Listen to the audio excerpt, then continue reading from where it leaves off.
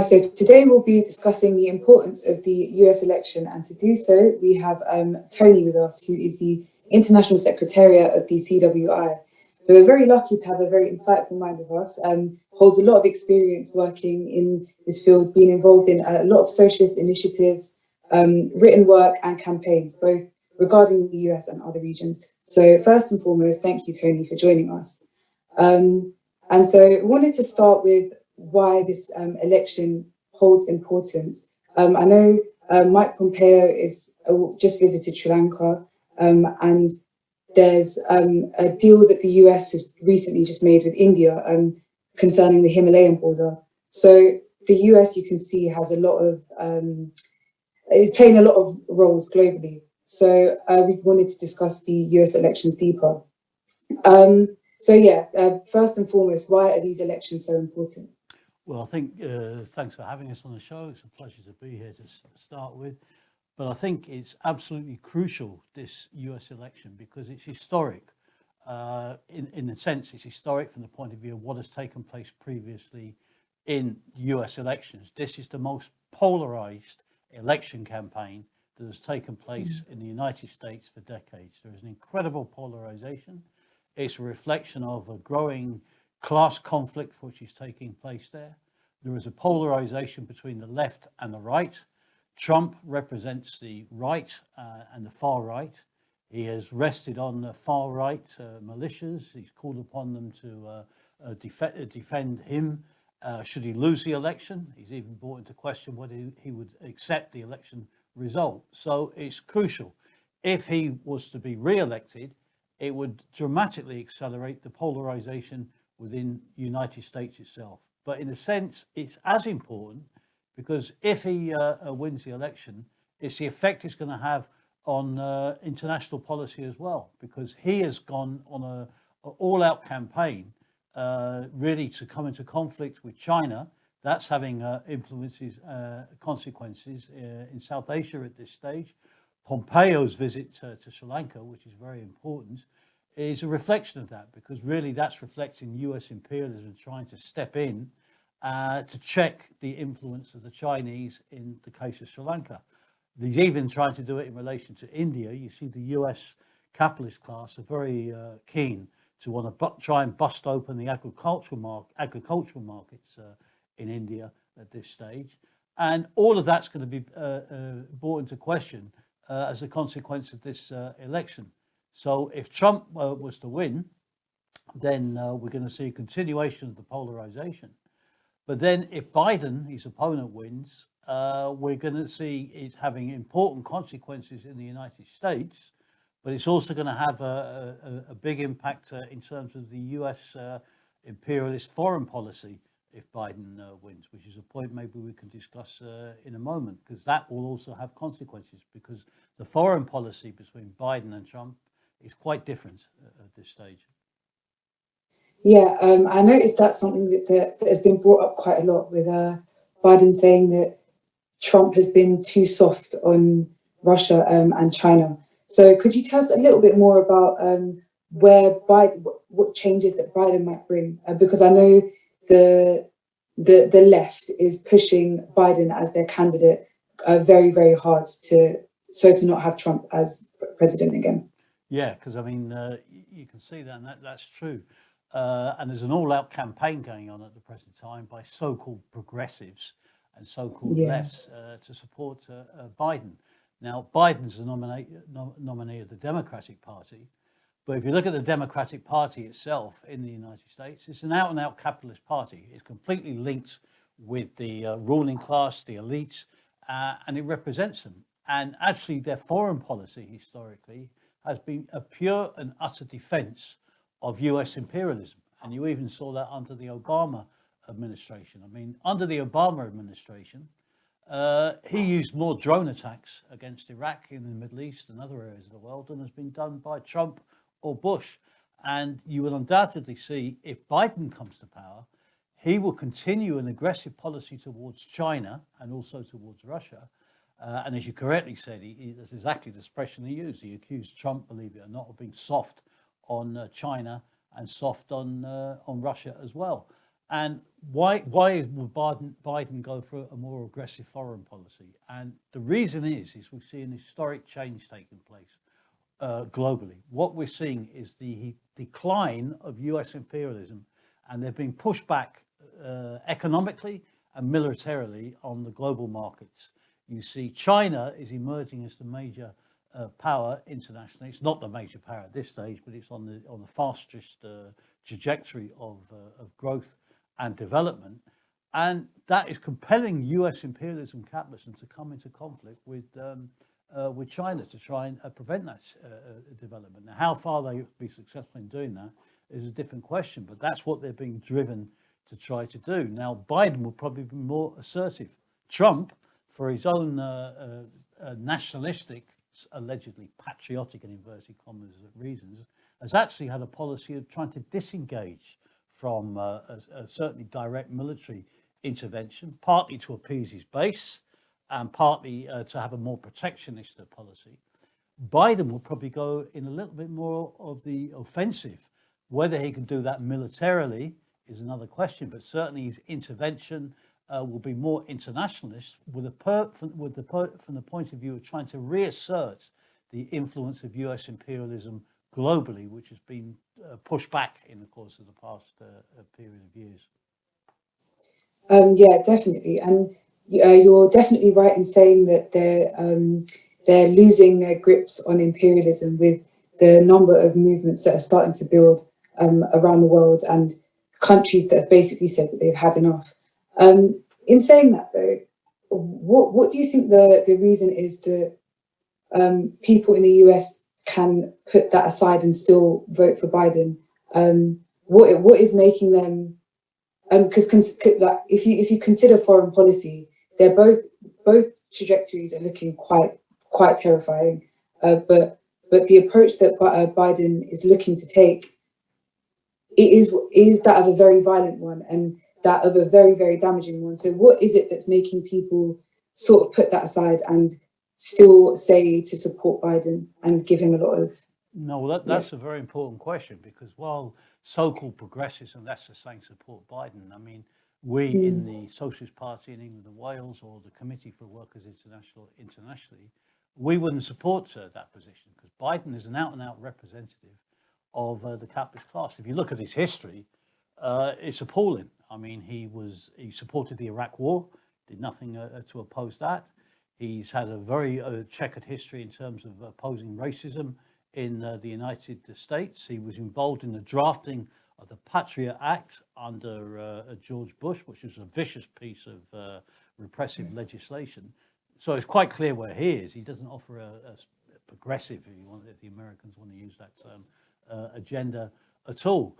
But why are people therefore rallying for him? And he appears to be way ahead in the polls. And one of the very interesting polls that was taken of supporters of the Democrats and Biden was, why are you going to vote for Biden? And the clear majority had one simple answer.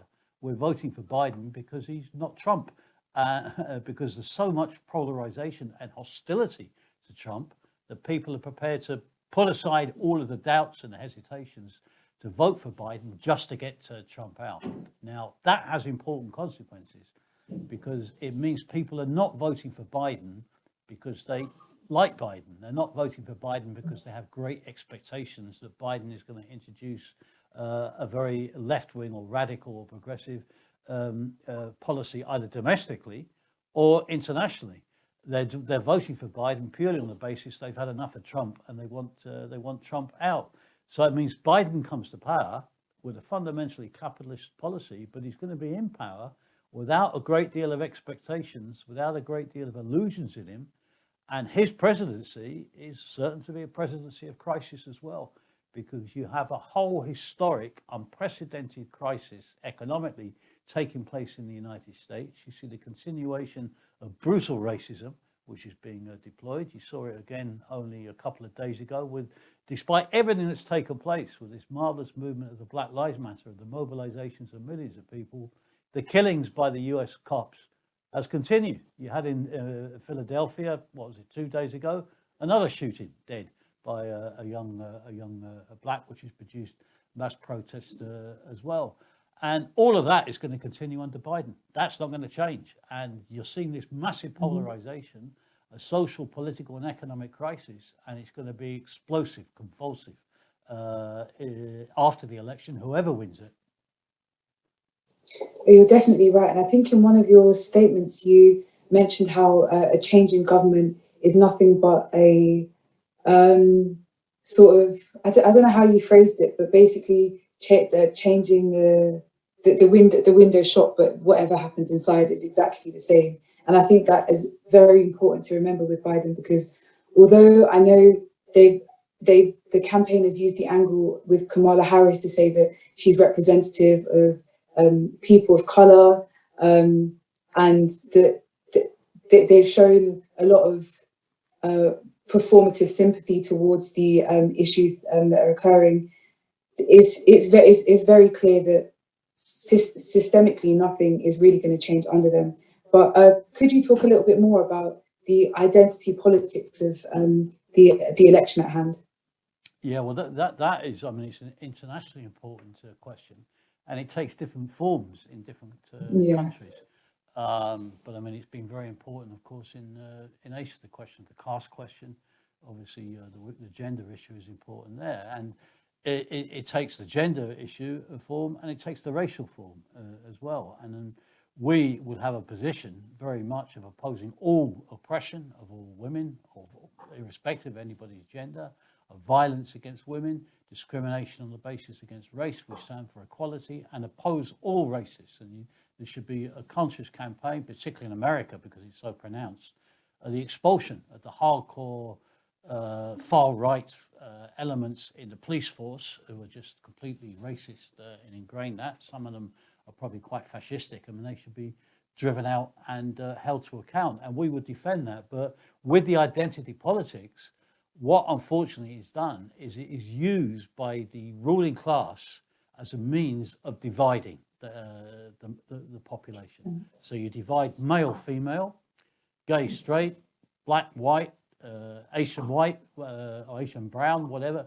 and black. You know, they're split up into different sectors. In America, it's particularly pronounced, the difference between the Latino population, the black population, and the white population. And of course, the horrific discrimination suffered by the black population is something that we have to fight against. But the identity politics diverts issues in the sense that it separates people. So it would separate blacks from Latinos, men from women, and they reduce it all to the issue of just fighting on those specific issues, and use that as a means of extracting any class content from the issue. And that is particularly important. I mean, we stand against all oppression, but we stand for the unity of everybody, because at the end of the day, it is reduced to a question of class.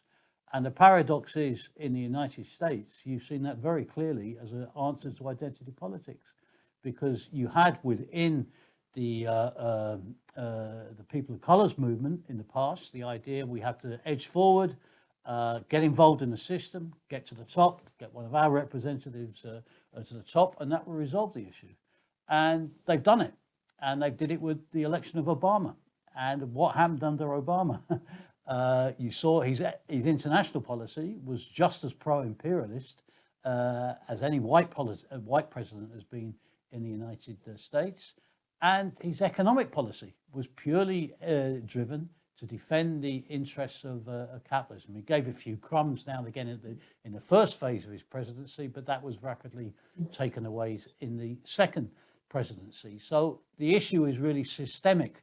It's about, do you support the current system or not, rather than the question, and it's a question therefore of class, rather than the question of the different different identities there. But it's a crucial issue in the United States, and the Democrats, they fallen prey to it in the past, and it's rebounded on them, because they tried to take all of the class radical issues out of the campaign. In the last election with Hillary Clinton, a woman, they took all of the class issues out, just concentrated on the issue she was a woman, therefore she'd be better. And the consequence was she lost. And the consequence was she's hated, because she's seen as one of the clearest and most arrogant representatives of the ruling elite the pampered elite of American capitalism. But the question of identity politics is a crucial question in America, but indeed internationally as well. 100%. I think it's something that a lot of people can, like you said, fall prey to, because considering the media that we're fed and the narratives that a lot of the parties carry, it is to divide us more than to unite us. So with the Black and Asian population, even the Latino communities, obviously you were saying that there's been a lot of mass mobilization in the US and across the world with Black Lives Matter, as well as other movements. And although it's successful in, I think you said this quite well, gaining concessions short term from current governments, the lack of organization has an impact on the longevity of these movements. So when we talk about the Black and Asian communities, how can they move towards a direction of better organization, and how are they currently being sort of hindered by the lack of that organization? It's quite a long question. Well, that's a key question, and it was reflected very clearly in the Black Lives Matter movement itself, because people talk about the Black Lives Matter movement like it's an organization. The reality is it's not really an organization. It's more of a movement. It's an idea, really, of a sentiment of people, a sentiment of rage and anger, quite justifiable. And it brought, in the US and in the UK, particularly in the US, it brought millions onto the streets, and it was in that sense enormously positive. But it was an outpouring of rage, and it involved particularly Black youth. Asian youth were involved, and a lot of white youth came out and were involved in the protest as well, of all being together, and that was very good, and it was enormously positive. It was an uprising, really, of the oppressed against the current system. But the problem was, it was an outpouring of rage, on reflection on demonstrators, that then they were repressed by the police, then they came into rioting and clashes with the police, which the police usually provoked in most areas and most cities, carrying out brutal repression, executions and killings. But the problem was the movement wasn't organized. And if you look, we're dealing here with the most powerful imperialist power on the planet. They have a phenomenal array of state institutions, of the military, of the police, all there for one thing, to defend the capitalist system. And if you're going to overthrow that and defeat that, it is not enough just to have a demonstration on the street of anger. It means people getting organized together to prepare defense, to prepare how to conduct the struggle, to debate what program is necessary, what tactics are necessary, and work out an agreed line of march to take the movement forward. Usually in a movement like that, it would be necessary to have assemblies electing local neighborhood committees to bring the different sections of the population together, with assemblies electing delegates that would then be subject to immediate recall if people didn't like what they were doing. But a democratic structure to be established, certainly on a citywide, a statewide basis in the context of the US, and hopefully at a certain stage on at a federal, at a national level as well. And that is absolutely crucial in any country for the movement to get organized and to have an alternative to it, because we should not underestimate the power of the capitalist class and what they have at their disposal. And it means that the mass of the population who want to move to oppose it and to fight it also need a structure, an alternative form of power, and need a coherent form of a program and an organization to conduct the struggle, to debate the program, the strategy, the tactics that are necessary in order to come out in a battle to defeat the ruling elite. Definitely, and I think it's really important that you mentioned that even in this organization process, that it does have to have a democratic base, because I think the way so-called US democracy and even UK democracy has warped people's idea of what democracy and participation in it is, because I can see that a lot of people campaigning for this election, and even a lot of the celebrities talking about it, they talk about a vote as if it's the be-all and end-all of a way an individual can engage. And I think it's very limiting considering the options available for who to vote for, because like you said, the only reason people are really voting for Biden is because they don't want to vote for Trump. And so although the US is really a two-party system, I know that there are a few other candidates. The Green Party has Howie Hawkins, and I think, was it the US or the Independent Socialist Party, or some sort of socialist organization in the US was supporting him.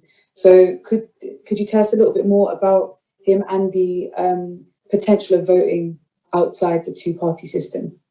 Well, that's an important question. I mean, because this is the greatest paradox, because the US, or US, to be more accurate, the US political representatives strut around the planet saying that they're the representatives of democracy.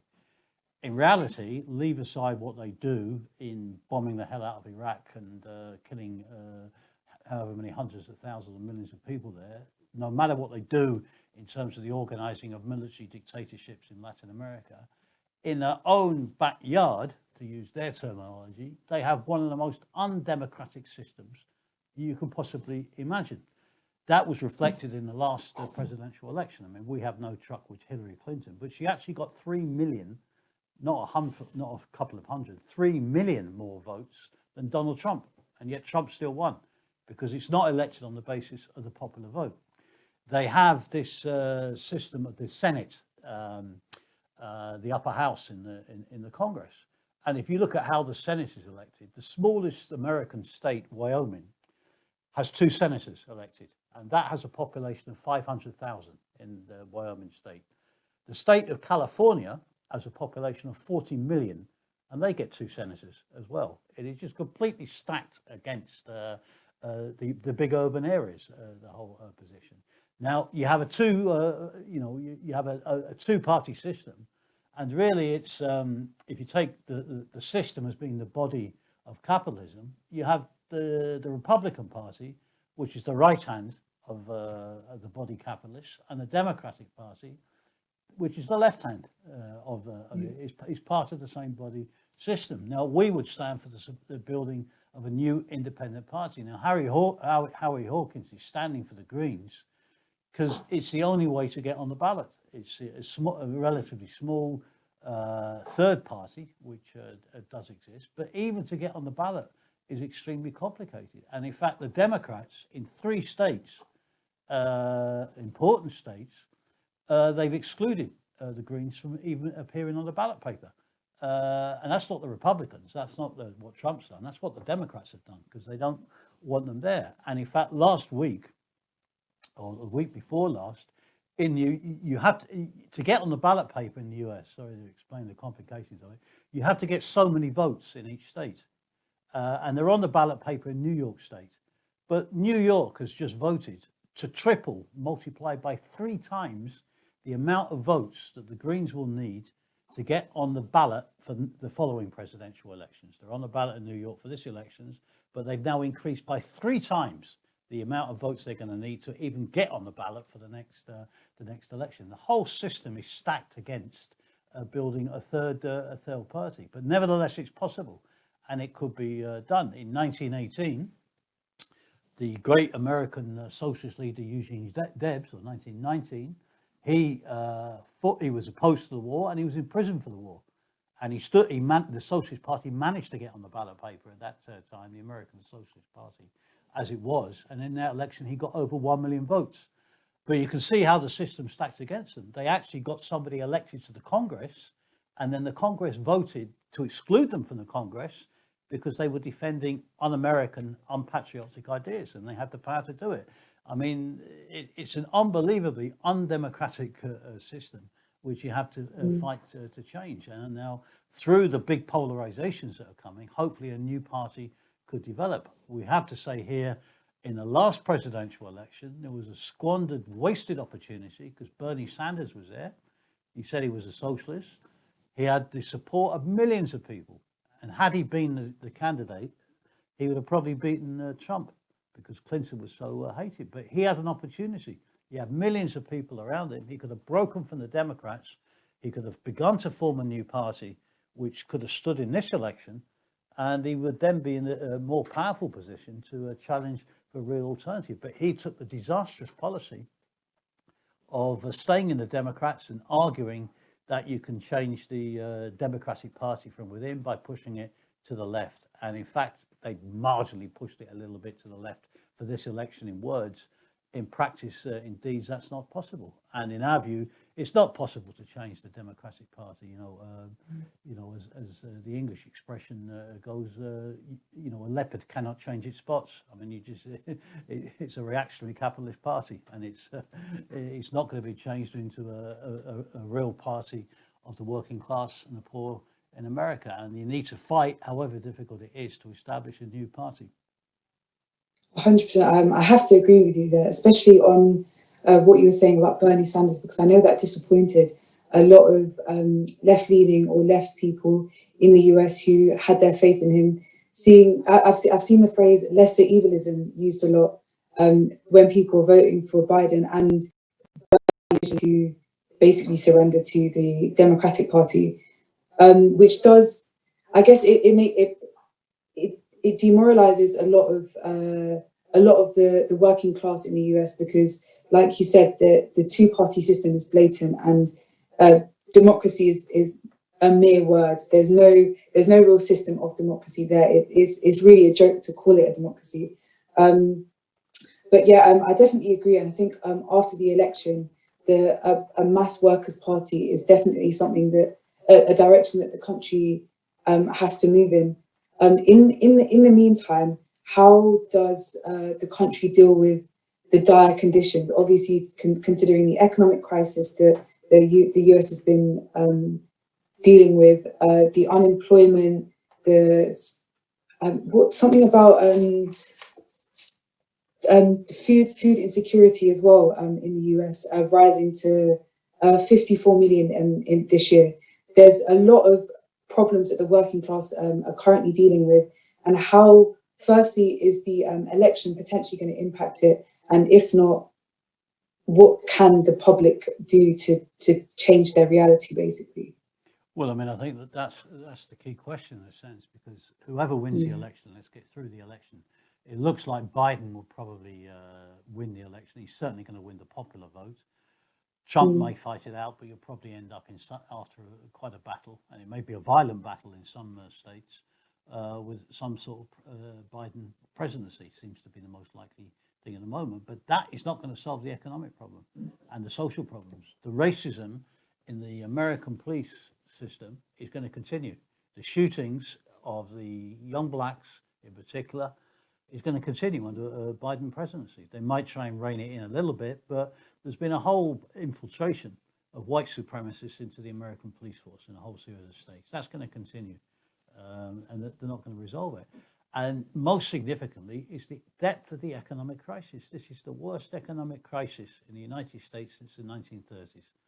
As you correctly said, they're talking about by the end of this year, 54 million people in America will not have enough food every week in order to feed themselves. You have millions unemployed, millions more under the threat of eviction from their houses. And that's before you get to the crisis in the healthcare system, where you have the most primitive of healthcare systems.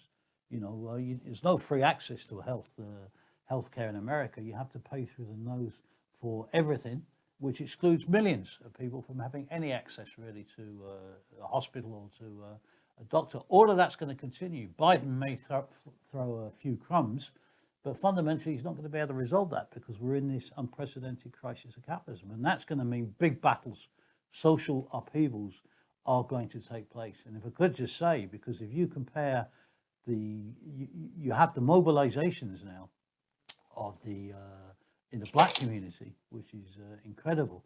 Even yesterday in South Carolina, it was incredible scenes of columns of blacks, because they're trying to exclude the blacks from being able to vote through voter suppression, and a whole series of maneuvers, marching to the polling stations.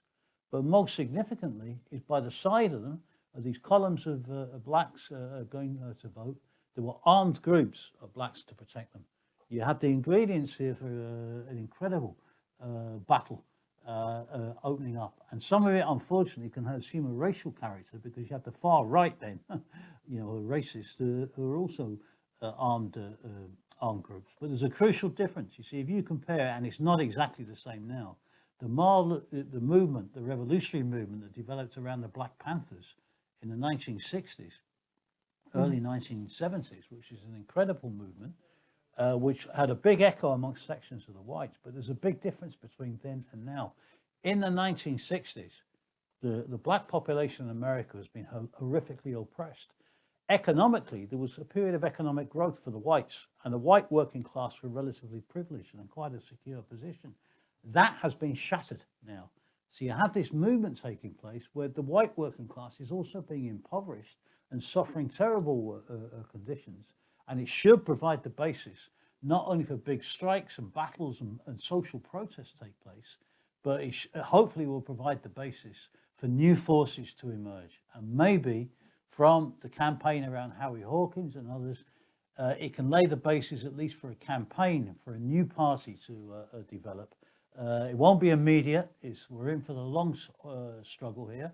It's not going to be done in 6 months or 12 months, but the battle can begin to take place and to take shape for the building of a new party of the American working class, which is crucial. And if that happened, if you saw a new mass left party taking place, it would have international repercussions because of the impact of events in the US, because it's the major imperialist powers. And by the way, we had a little bit of a glimpse of that. I mean, it was on a wrong basis with what Bernie Sanders did by staying in the Democrats, but because he came across as a radical left, and he got millions of people around him, Sanders had a phenomenal international impact, in Asia, not only in Europe, but in Asia, in Africa, and especially in Latin America as well. And if you had a new party, it was a little bit of a glimpse that if you had a new mass workers' party in the United States, that would enormously boost the confidence of the working people, the poor, internationally, but particularly in Asia, Africa, and Latin America. Even the movement around the Black Lives Matter had phenomenal impact. Why? Because it was seen to be in the heart of imperialism, that there was a blow being struck against it by an uprising of the poor. And that gives confidence to people all around the world that if it can happen in the United States, then it boosts the confidence of people that struggle everywhere. Definitely. And the way you explained the development of a mass workers' party is very, very important, because I think there's starting to be a shift in consciousness where for a long while, if you compare the power and the struggle behind the movements in the US from 12 or 13 when Black Lives Matter started, there's a lot more of a socialist influence and communist influence within it now. So I think there's a lot more potential with the people, but it's a matter of honing in the organization and that political clarity. And I know that is a big worry for the US in the way that in the US and across the world, really, because I remember even the UK education system wanted to put a ban on anti-capitalist narratives and information being pushed forward. So that there's a huge attempt of a cling on power, and that's currently going on across the world by these capitalist states. I know Trump just appointed a new Supreme Court Justice. Was it Amy Coney Barrett? And that there are ways that they are putting in place more obstacles before potentially his loss at the election. But on a global basis, that's happening as well with Mike Pompeo, like I mentioned earlier, his talks with Sri Lanka and his talks with India. And I think Pompeo said that the US vision for Sri Lanka is very different to China, which he called a predator. And so continue to say that the US has committed island nations' sovereignty and security. So they've got very clear agendas and making a lot of efforts to have Sri Lanka on its side when everything does sort of go to complete chaos. This is obviously a big concern, and the US's implication, the election's implication on South Asia, is a big concern. Could you talk a little bit more about the US's connections to India and Sri Lanka, South Asia in general? Yeah, well, I mean, I think it's if you look what's happened, what the US is particularly concerned about, and it really Biden's going to reflect this even more, is the incredible growth of the influence of China.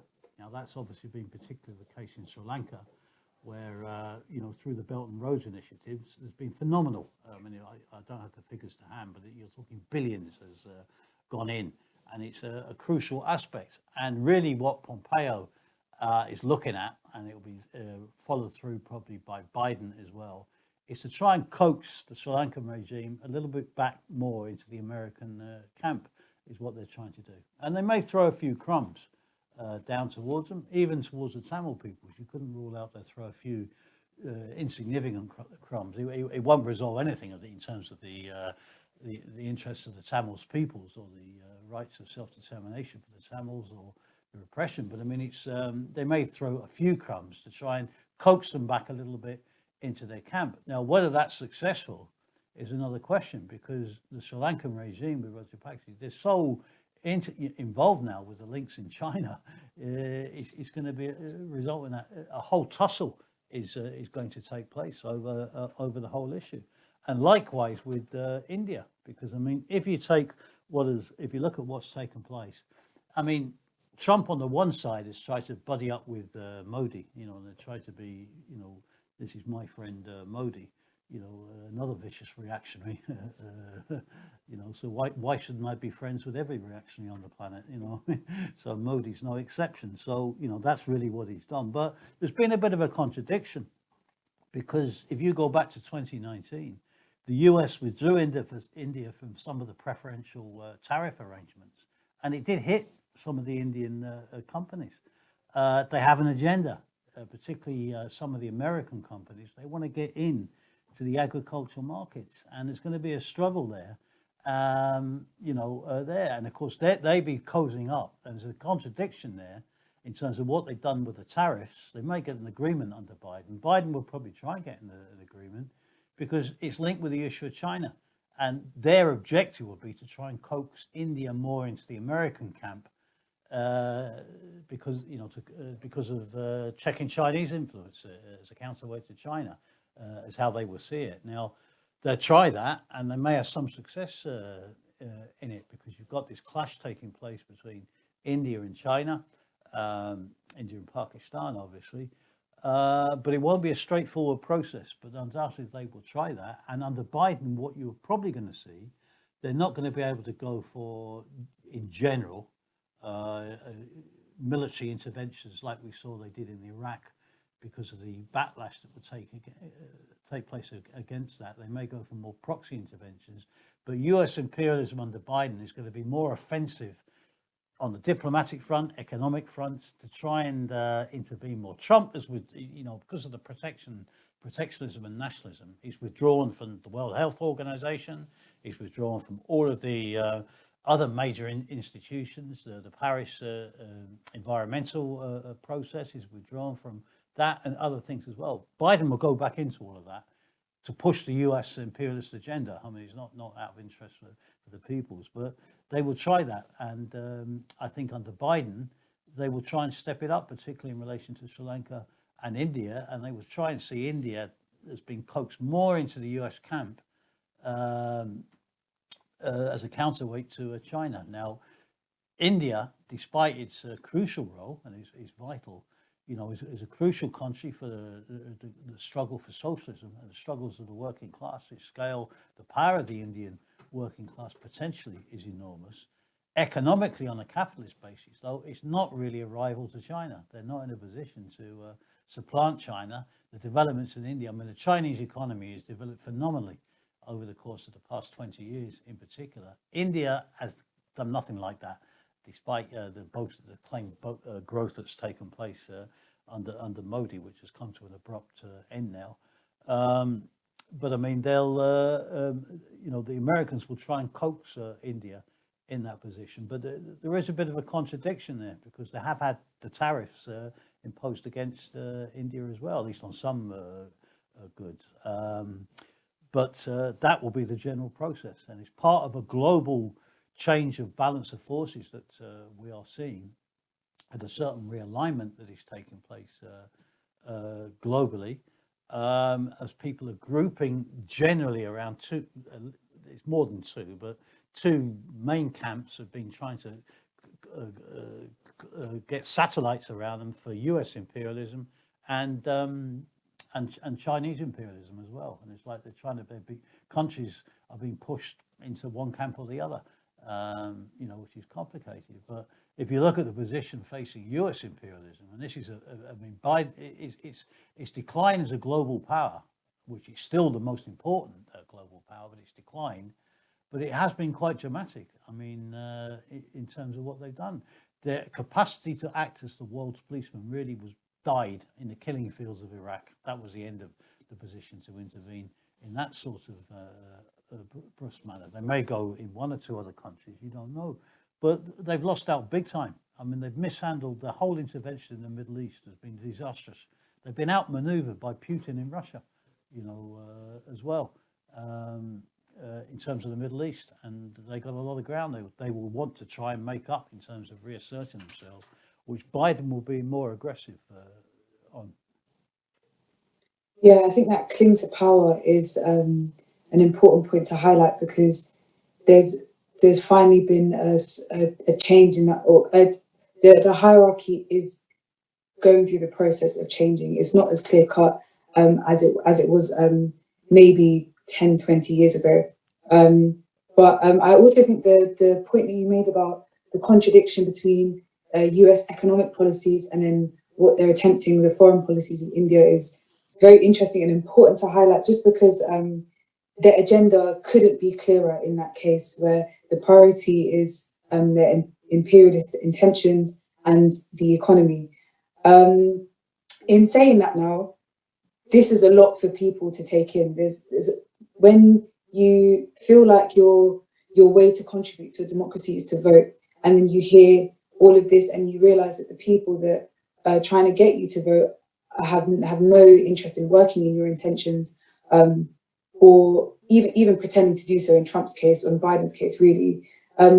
What does a person do now? Of course, we should try to organize a mass workers' party once the election's done and build organically where we can. But from today forward, what is sort of the direction a person should take when they see that everything wrong with the election, the world politics in general, the US as an imperialist power? What direction does an individual take? Well, that because it can appear, and understandably for some people, this is such a global and profound crisis of capitalism in society, factored in with COVID as well, the fear of that. People could think, well, it's impossible. What can you do? On the other side, the economic and social situation is driving people into struggle. And all we can do in that position is to really clearly explain to people that there is an alternative, that society could be organized on a different basis. We have to fight on a day-to-day basis on the wages, the conditions, the employment rights, against the police repression, which is taking place in a whole series of countries, joining all the protests and demonstrations. But we've got to link that together with the idea of building and struggling for a better world, and emphasizing that capitalism can resolve nothing. It's in a prolonged death agony now, and the issue now is the need of explaining, first of all, what a socialist society is, what the alternative is, and then the other question is how to get there. Now, we don't have a mass workers' party in America. We don't have a mass workers' party anymore here in the UK either. We have to fight for that. That's part of a broad thing. But in the meantime as well, there are sections of the most combative sections of workers, of young people as well, that are looking for a bigger alternative. They want a revolution. They want to end this system. And we have to speak to them, try to intervene in their struggles, and try and get them organized in the forces of the Socialist Party, in the case of America, the Independent Socialist Group, and others, and link together and build a larger Marxist socialist organization that can be an important lever to assist workers in struggle in a whole series of different countries. And that means building, of course, an international organization as well.